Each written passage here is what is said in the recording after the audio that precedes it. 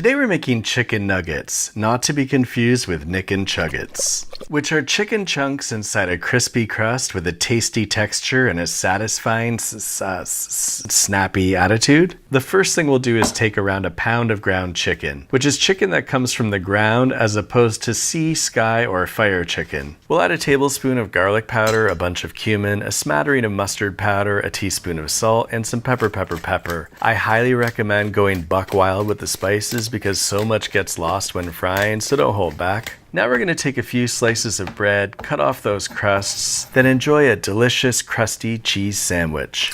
Now throw that bread into a blendicizer, and if you're really hungry, you can go ahead and enjoy a crumb smoothie. If you're not hungry, go ahead and add that to the chicken. Now we'll wang jangle that chicken until it's all jangled up. If you're on keto, you can still eat this, just eat around the bread. There's a reason people usually use a machine to do this, and it's because it is very difficult. So feel free to add some oil and don't forget your affirmations. I am a machine.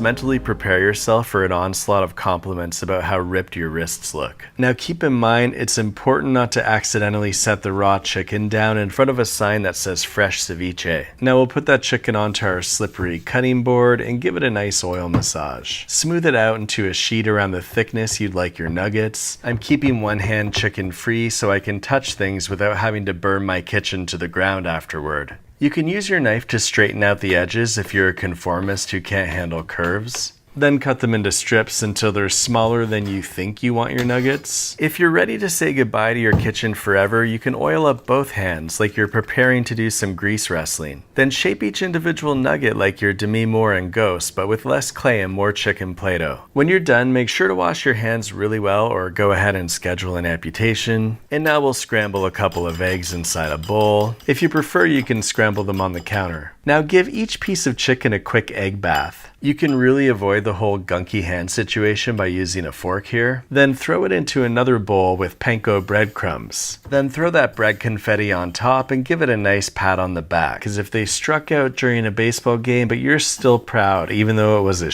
effort, then set it aside to think about what it's done. Repeat the process for each piece of chicken. Dunk, cover, pat, isolate. Also known as the decoupage method. Once all the chicken is coated in breadcrumbs, it's important not to set it down in front of a sign that says delicious almond-coated crunchy toffee chocolate cookies. We're using a high temperature oil here and we're keeping it to medium heat or a bit below. Now this might be shallow frying, but safety stuff still applies, so check the links below if you're going to try this. I'm using tongs to add these to the hot and dangerous oil by employing the Cafeo method, also known as the keep your fingers the away from the oil method, unless you want to enjoy some fried distal phalanx. We'll let the first side cook for around 2 minutes until it's crispy and brown, then carefully flip each nugget away from you and let them cook until the other side is crispy and browned. I'm a big believer in the Church of the Living thermometer, so make sure that chicken gets to 165 degrees Fahrenheit in order to prolong your life. If you notice the nuggets aren't getting crispy, that means you accidentally used yellow water instead of oil and you're making soggy boiled nuggets. Speaking of water, in the olden days, people used to pan for chicken nuggets in the nearby creek. And you can still do that today in some chicken-dense areas. Garbage,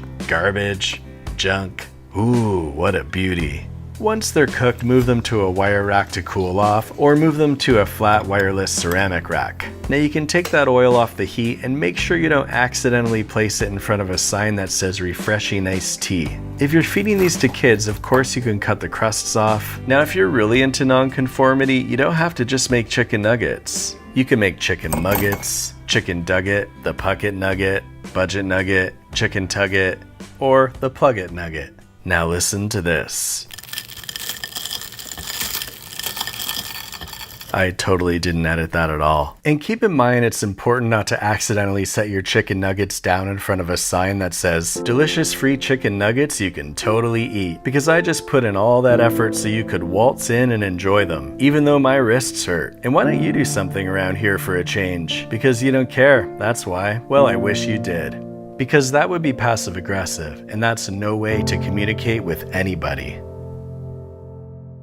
Oh look guys, it's HelloFresh. We're talking meal kits delivered to your door with over 55 weekly options, easy to follow recipes, and pre-portioned ingredients so you have less prep time and less wasted food. The produce they get is quality, coming from the farm to you in less than a week. So you can experience what the Greeks call summerus, flavorus, maximus. If you're not going to be home, you can change your address so that HelloFresh can follow you around like a puppy, even on vacation. You know, in case you're worried about your cookie muscles atrophying. They've got veggie meals, pescatarian, fit and wholesome. So if you're busy crushing goals, you don't have to stop crushing your goals. You can crush your goals while crushing meals and crush some cans while you're at it. It's a good exercise. Go to HelloFresh.com and use code USUCK16 for up to 16 free meals and 3 surprise gifts. That's HelloFresh.com and use code USUCK16 for up to 16 free meals and 3 surprise gifts.